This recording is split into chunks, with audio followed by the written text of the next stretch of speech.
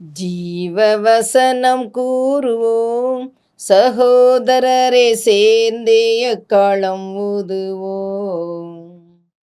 கர்த்தருடைய நாமம் உயர்த்தப்படுவதாக. கிறிஸ்துவுக்குள் அன்பானவர்களே, இந்த நாளிலும் ஜீவ வார்த்தை ஒன்றை நாம் கேட்போம். யோபுவின் புஸ்தகம் 9வது அதிகாரம் 22ஆம் வசனம் இப்படி சொல்லுகிறது: ஒரு காரியம் உண்டு, அதை சொல்லுகிறேன், சன்மார்க்கனையும் துன்மார்க்கனையும் அவர் அளிக்கிறார்.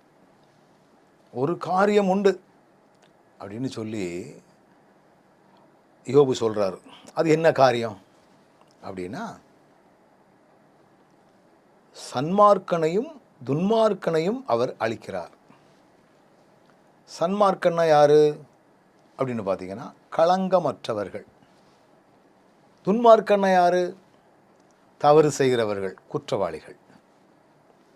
இப்போ ஆண்டவருடைய பார்வையில் நீ சன்மார்க்கனாக இருந்தாலும் சரி, துன்மார்க்கனாக இருந்தாலும் சரி, அழிக்கப்படுவாய்.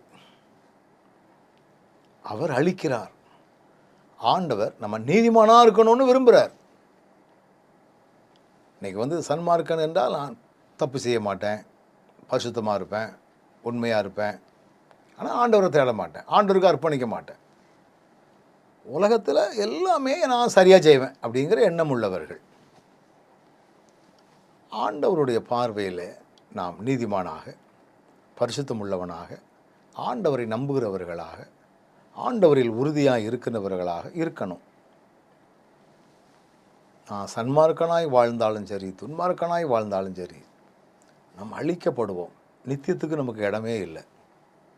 அந்த மறுபிறப்பு என்பது இப்படிப்பட்ட வாழ்க்கையிலிருந்து நாம் மாறுவது. அதற்குரிய பலனை நாம் ஆண்டவர்கிட்ட கேட்டு, ஆண்டவரே, என்னுடைய வாழ்க்கை உமக்கு உகந்த வாழ்க்கையாய், உத்தமர்களாய் வாழ்வதற்குரிய பலனை நீர் எங்களுக்கு தந்து எங்களை வழிநடத்தும் ஆண்டவரே அப்படிங்கிற ஒரு சிந்தனை நமக்குள்ளே இருக்கணும். அப்படிங்கிற ஒரு செயல் நமக்குள்ளே இருக்கணும். அப்படிங்கிற ஒரு எண்ணம் நமக்குள்ளே இருக்கணும். இப்படி இருந்தால் நிச்சயமாகவே நாம் நம்மை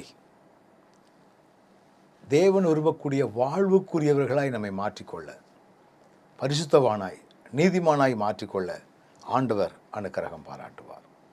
நல்ல ஆண்டவரே, நாங்கள் துன்மார்க்கனாகவோ சன்மார்க்கனாகவோ இல்லாதபடி உமக்கு பயந்தவர்களாக வாழ்கின்றவர்களாக காணப்படுகின்ற பலனை தந்து வழிநடத்தும். இயேசுவின் நாமத்தில் பிதாவே, ஆமென்.